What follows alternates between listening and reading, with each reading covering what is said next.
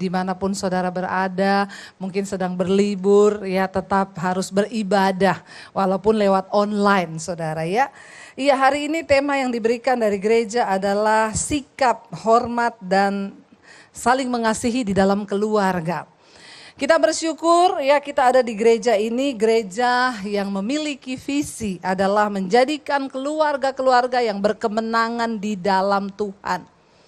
Kenapa saudara? Karena semua diawali dari keluarga. Keluarga adalah tempat pertama kita belajar untuk mengaplikasikan firman Tuhan. Di dalam keluarga lah kita belajar untuk mengasihi, di dalam keluarga kita belajar untuk menghormati. Di dalam keluarga kita belajar untuk saling melakukan firman. Kenapa saya berkata dari keluarga itu awal kita belajar melakukan firman dan mengaplikasikan firman Tuhan? Karena percuma kita di luar hebat, percuma saudara punya nama, percuma saudara menjadi pemimpin yang terkenal atau saudara memiliki kesuksesan di luar. Tapi kalau di dalam rumah tangga keluarga kita sendiri kita tidak mampu menjadi pelaku firman, maka semua itu adalah kebohongan dan kemunafikan. Katakan amin. Makanya banyak orang kadang konseling sama saya, suami saya itu bu, kalau di luar itu kayak malaikat. Pokoknya kalau ada dia teman-temannya ketawa, dia suka traktir teman-temannya di luar, tapi kalau di rumah bu, kayak setan. Di sini tidak ada. Amin. Ya, tidak ada yang ngaku. Ya, nggak ada di sini. Di sana banyak saudara. Ada orang-orang yang berkata begitu, tetapi hari ini kita mau belajar. Firman Tuhan terambil dari 1 Petrus pasal yang kedua, ayat yang ke-17. Kita baca dulu ayat ini. 1 Petrus pasal yang kedua, ayat yang ke-17. Firman Tuhan berkata demikian, hormatilah semua orang, kasihilah saudara-saudaramu, takutlah akan Allah, hormatilah raja. Ya, kita ulangi, hormatilah semua orang, kasihilah saudara-saudaramu, takutlah akan Allah dan hormatilah raja.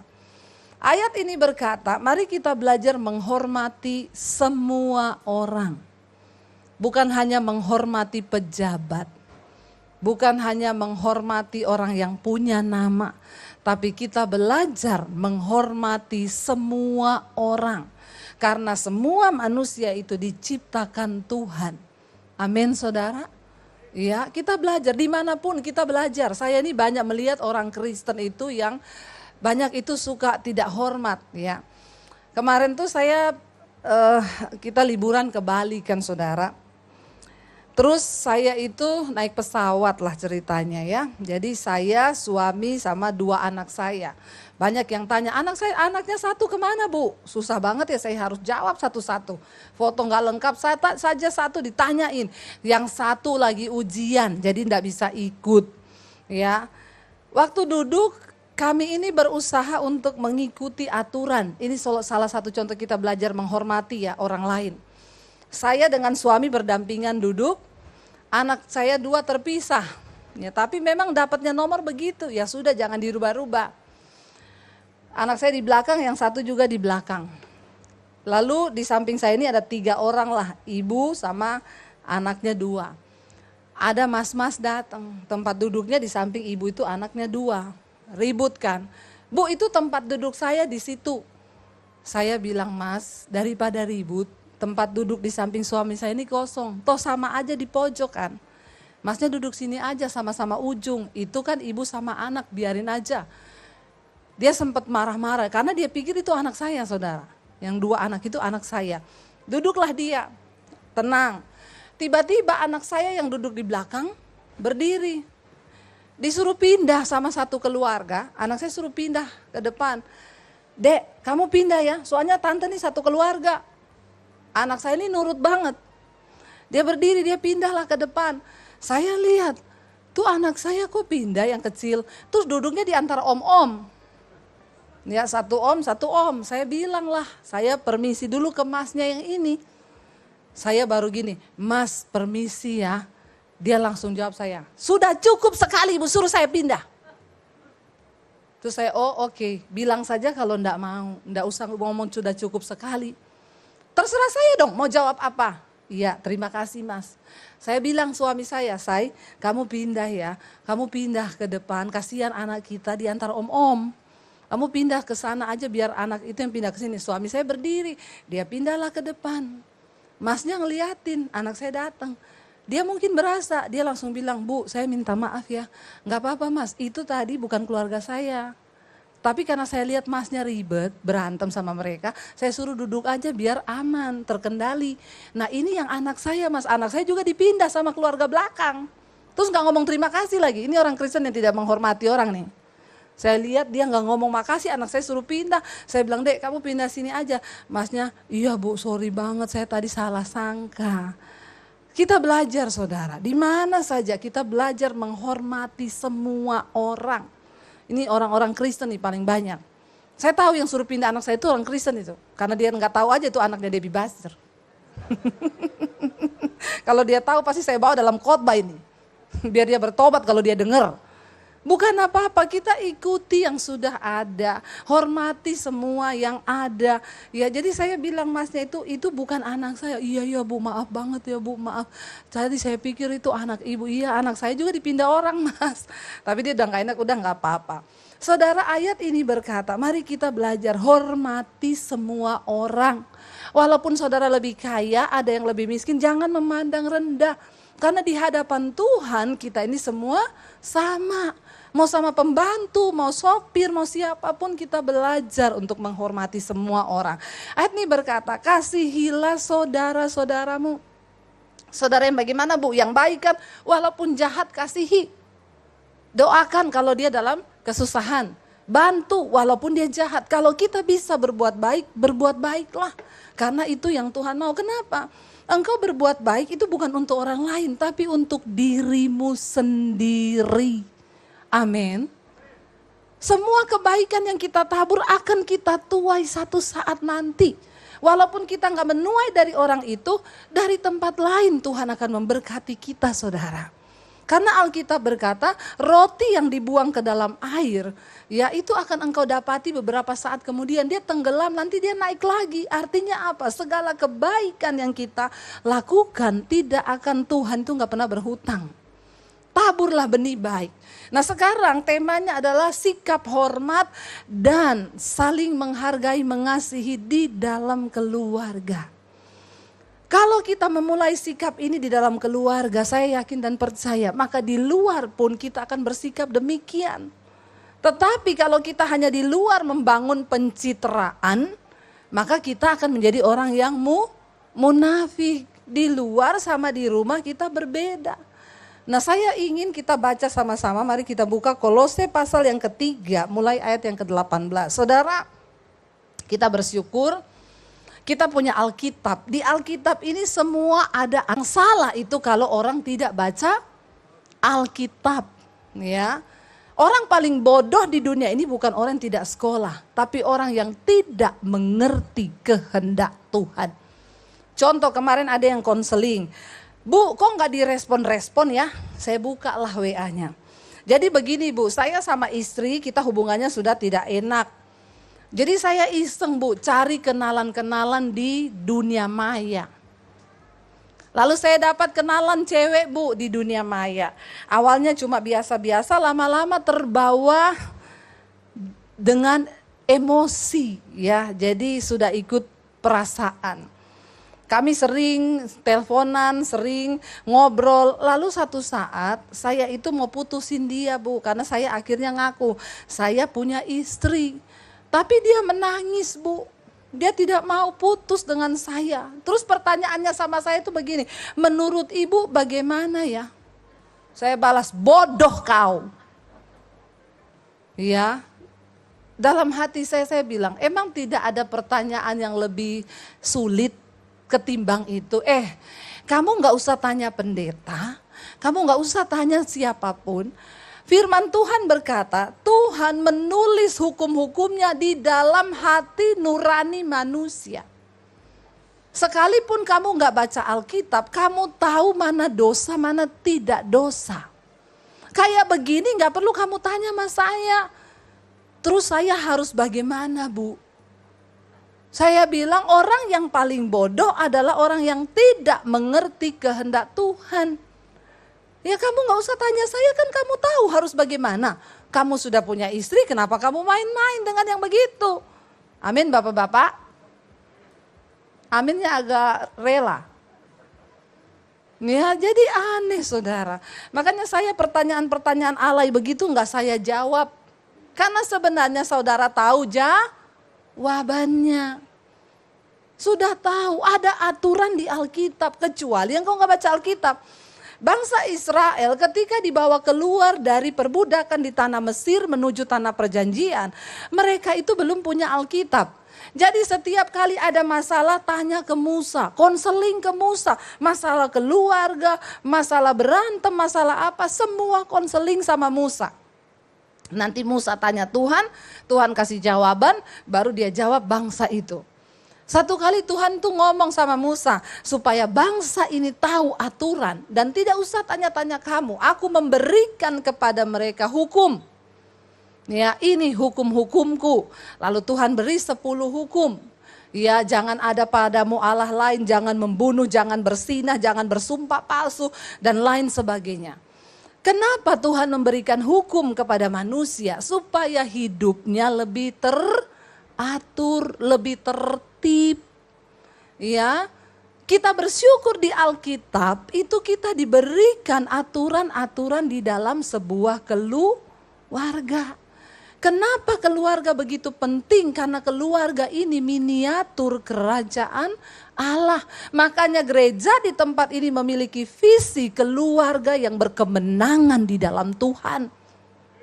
Itu yang penting, kita diselamatkan, seisi rumah kita diselamatkan. Kolose pasal 2 ayat yang ke-18 ya, dikatakan 3 ayat 18 di sana dikatakan begini. Ini buat istri-istri dulu.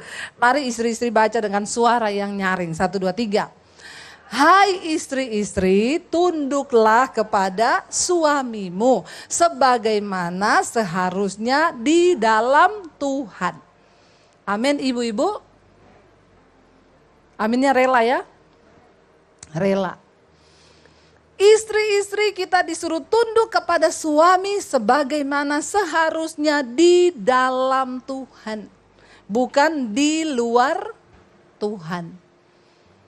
Bapak-bapak perhatikan ayat ini, kalau engkau sebagai suami hidup takut akan Tuhan, di dalam Tuhan, otomatis pasti istrimu tunduk kepadamu. Amin. Saya pernah memberi sebuah gambaran, sebuah contoh di sini bapak-bapak yang WA, Bu, minta ayat yang tentang istri tunduklah kepada suamimu. Ibu kirimin di WA saya tanya buat apa? Mau saya kasih ke istri saya. Saya bilang sebelum saya kirim itu, saya kirim dulu yang buat Bapak. Kalau Bapak sudah baca dan Bapak merasa sudah melakukan, baru Bapak layak untuk kirim ayat itu ke istrimu. Jangan pakai ayat untuk senjata saling tembak-menembak. Ini saya tadi ngomong gitu, pasti ada bapak-bapak yang cubit istrinya. Tuh, dengar tuh. Tunduk pada suami. Jangan gitu dulu ya, karena habis ini ada yang untuk suami. Lalu dia tanya, apa Bu ayatnya? Nih ayat yang ke-19 dikatakan, baca sama-sama terutama suami-suami. 1, 2, 3. Hai, kasihilah istrimu dan janganlah berlaku kasar terhadap dia. Amin bapak-bapak. Satu tok yang kenceng. Ya, siapa itu yang kencang? Nanti dapat sepeda di belakang. Ya, amin. Saya bilang, Pak, apakah Bapak sudah memenuhi ayat ini? Kasihilah istrimu dan janganlah berlaku kasar terhadap dia. Oh, ada ya Bu? Ada Pak. Ada buat suami. Kita disuruh mengasihi istri, artinya apa? Firman Tuhan bilang kasih itu sabar, kasih itu murah hati, kasih itu tidak sombong, kasih itu tidak mencari kepentingan diri sendiri, kasih itu rela berkorban. Sudahkah Bapak melakukan itu terhadap istrimu? Dan jangan berlaku kasar. Berlaku kasar artinya apa? Istri gak mau dipaksa. Ya, ada istri yang tanya sama saya, Bu, kan ayat itu bilang tunduklah kepada suami ya. Maaf ya Bu, suami saya pernah mau menjual saya ke temennya. Karena kita tidak punya uang. Saya dipaksa, saya gak mau Bu. Dia bilang, hai istri, Alkitab bilang tunduk sama suami. Saya bilang sama suamimu, saya disuruh tunduk sama suami bukan sama setan. Lu setan kalau lu jual saya ke orang lain, setan gak saudara? Itu tidak perbuatan di dalam Tuhan.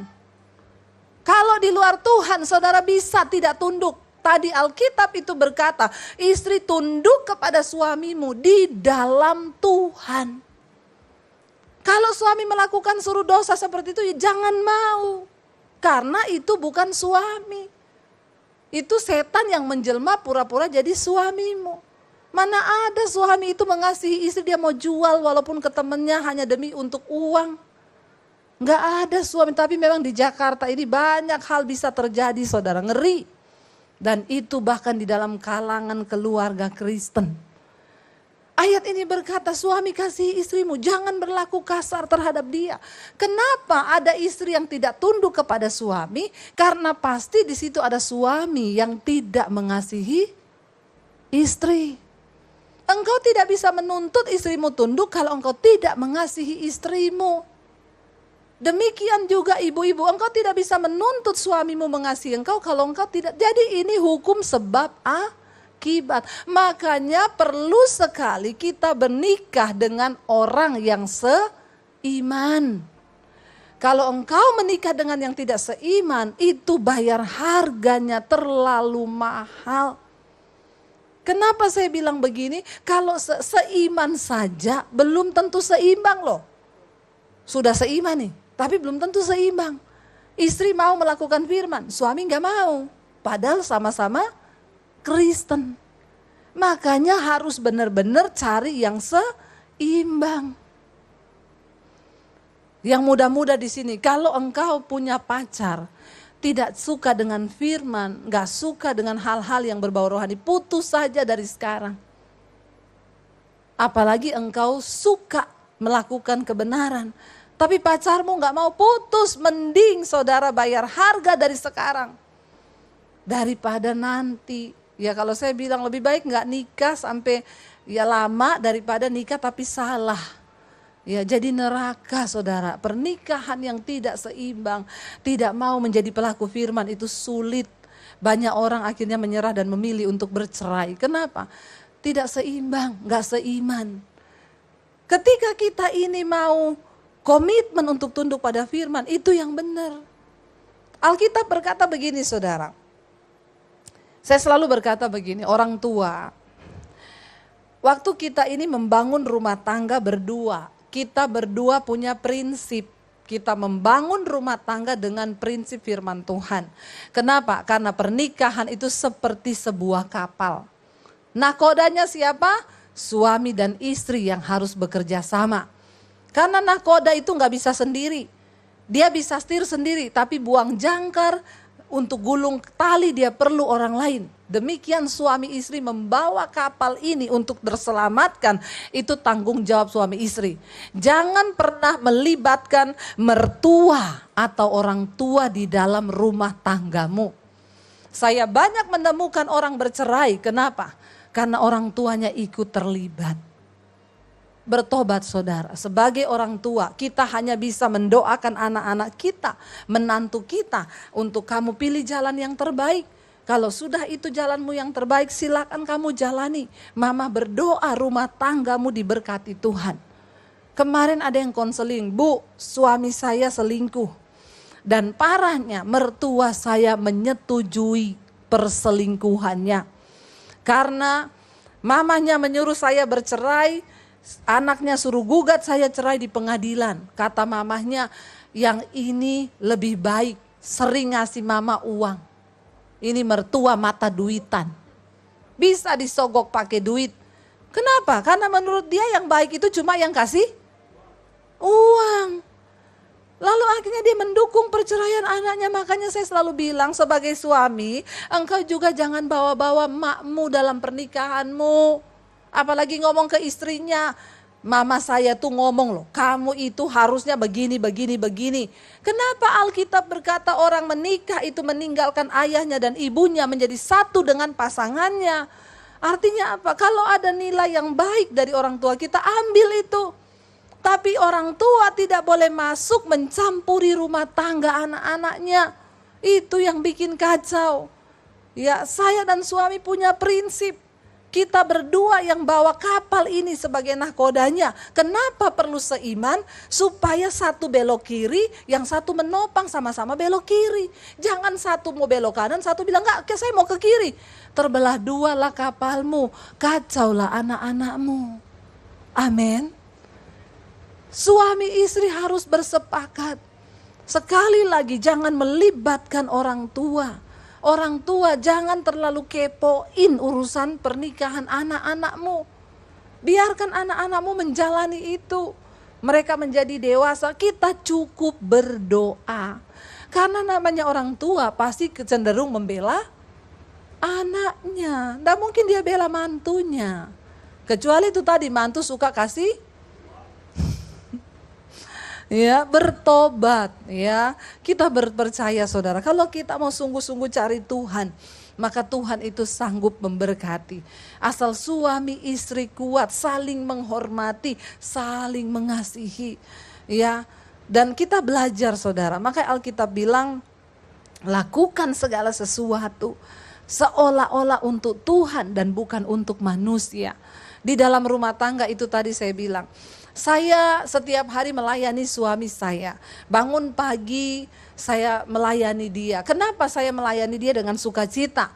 Apa yang saya minum, saya beri dia minum. Ya, kalau pagi sekarang saya bikin ramuan, jamu saudara. Ya, jahe, kunyit, serai, semua diiris seduh air panas, dikasih jeruk sama madu. Itu bagus untuk mencuci pencernaan kita. Ya, saya bikinin suami saya yang menyehatkan saya, yang terbaik bagi saya berikan itu buat suami saya. Apa yang saya makan, dia juga makan. Kenapa begitu? Karena ada suami yang mengasihi istri, yang tidak berlaku kasar kepada istrinya. Tapi kenapa ada orang bikin jus ditaruh sianida? Karena istrinya ini bikin dengan hati yang terluka. Hati-hati saudara, kebencian itu adalah benih dari pembunuhan. Makanya Yesus berkata, barang siapa membenci saudaranya, dia adalah pembunuh manusia. Mengerikan kan? Di dalam rumah tangga kalau suami istri mau melakukan firman, saya yakin rumah tangga kita menjadi rumah tangga yang diberkati Tuhan. Lalu untuk anak-anak, baca ayat yang berikutnya. Di sana firman Tuhan berkata, ya, hai anak-anak, di sana dikatakan apa? Taatilah. Ya, hai anak-anak, khusus anak-anak muda, baca yang kenceng. 1, 2, 3. Taatilah orang tuamu dalam segala hal, karena itulah yang indah di dalam Tuhan. Bagi anak-anak yang masih dalam pengawasan orang tua, disuruh taat kepada orang tua. Selama engkau masih dalam pengawasan orang tua, taat kepada orang tuamu. Firman Tuhan berkata dalam segala hal. Karena itu orang tua harus hidup takut akan Tuhan. Supaya apa? Kita gak usah terlalu banyak berteori mengajari anak-anak kita. Berikanlah contoh dan keteladanan iman. Kalau orang tua hidup takut Tuhan, anak-anak pasti takut Tuhan. Kalau orang tua memberi teladan, mereka melakukan firman dalam kekudusan, di dalam kesucian, di dalam iman, maka keteladanan hidup kita berbicara lebih keras daripada perkataan kita. Ya, anak-anak akan mentaati kalau ada roh takut akan Tuhan di dalam keluarga. Kenapa banyak anak-anak memberontak? Kenapa banyak anak-anak masih SMP udah pacaran? Mereka mencari saudara pelampiasan di luar. Ya, kalau saya bilang sekarang banyak anak remaja aja sudah jadi simpenan om-om, sugar daddy. Kalau masih muda dan kaya, kalau sudah tua diabetes, daddy sugar. Bapak-bapak diabetes. Ya, jangan jadi bapak-bapak diabetes. Kenapa banyak anak-anak remaja jatuh ke pelukan om-om? Karena dia tidak mendapat perhatian dan kasih sayang di dalam keluarga. Penting bagi kita suami istri hidup dalam rukun bersama supaya anak-anak kita mendapatkan kasih itu di tengah rumah tangga. Mereka tidak jatuh dalam pelukan. Coba kita lihat ayat yang berikutnya, ini sangat berbahaya. Buat bapak-bapak lagi, baca, memang bapak-bapak banyak ayatnya ini. Ya, karena banyak bapak-bapak tidak bertobat. Ini bapak-bapak yang di sana, bapak-bapak di sini semua, insya Allah. Baca sama-sama bapak-bapak dengan suara nyaring, 1, 2, 3.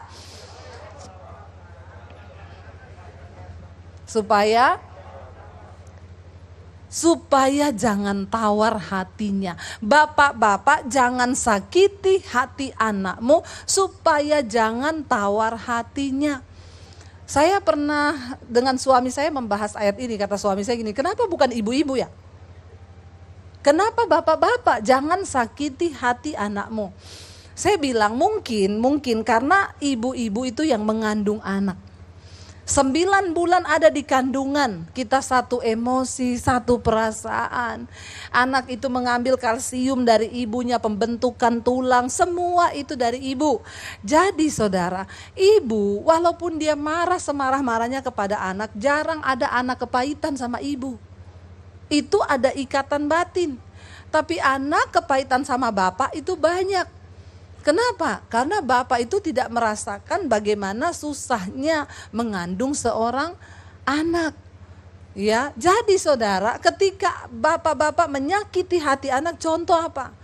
Waktu engkau misalnya melakukan perselingkuhan bapak-bapak, lalu anakmu melihat ibunya meneteskan air mata dan terluka, itu akan sangat melukai hati anakmu. Dan dia akan menjadi tawar terhadap engkau. 1000 nasihatmu tidak akan mungkin didengar dan masuk di dalam pikirannya. Kenapa? Karena ayah, bapak adalah wakil Tuhan di dalam keluarga. Engkau yang harus membawa figur Tuhan di dalam keluarga sebagai contoh. Kalau gambar diri Allah di dalam dirimu rusak, itu yang menjadi penyebab anak-anak muda enggak Tuhan-Tuhanan, peduli amat sama Tuhan. Aku udah lihat bapakku itu kayak begitu. Sehingga banyak anak-anak muda yang akhirnya melakukan penyimpangan seksual, masih umur belasan tahun mereka sudah jatuh dalam dosa ya free sex.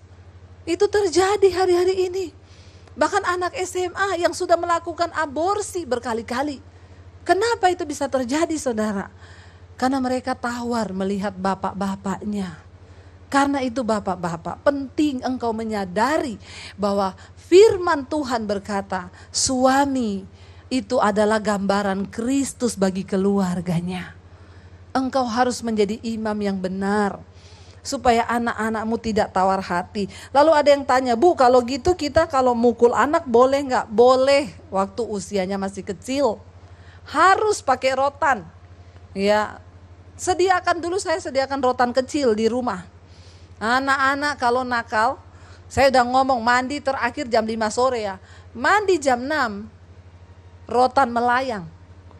Kenapa saudara? Alkitab bilang, kalau engkau menjauhi anakmu dari rotan, engkau akan membiarkan dia mati dan dia akan menyusahkan engkau di hari tuamu. Jadi kalau ada orang datang konseling, hari-hari ibu saya ini udah tua, lihat anak-anak hancur semua. Saya bilang, ibu pasti waktu kecil anaknya gak pernah dipukul. Gak apa-apa, sediakan rotan, tapi mukulnya sampai SD saja. Nanti kalau udah SMP jangan dipukul lagi, yang luka bukan, yang sakit bukan kakinya tapi hatinya. Dulu saya anak-anak begitu, mandi jam 6 saya pukul. Saya kasih ayatnya nih, kitab Amsal bilang, punggung orang bebal meminta pukulan. Jadi kalau sampai mami mukul kamu, bukan mami yang pengen mukul, punggungmu yang minta. Pukul dong, pukul dong. Karena orang bebal.